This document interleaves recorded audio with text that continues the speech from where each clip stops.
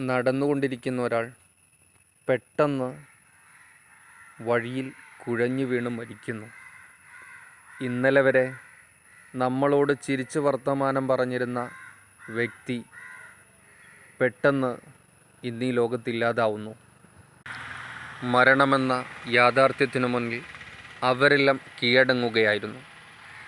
ആധുനിക ടെക്നോളജി എത്രയോ പുരോഗതി പ്രാപിച്ചു.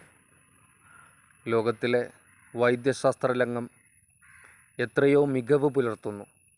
എന്നിട്ടും എന്തേ മരിച്ച ഒരാൾക്ക് ജീവൻ കൊടുക്കാൻ ഇന്നുവരെ കഴിയുന്നില്ല? ലോകത്തുള്ള മുഴുവൻ ശാസ്ത്രജ്ഞന്മാരും മുഴുവൻ വൈദ്യശാസ്ത്ര വിദഗ്ധന്മാരും ഒരുമിച്ച് ചേർന്നാൽ പോലും മരിച്ച ഒരാളെ ജീവിപ്പിക്കാൻ കഴിയുന്നില്ല. കാരണം ഇതെല്ലാം നിയന്ത്രിക്കുന്ന മറ്റൊരാളുണ്ട്.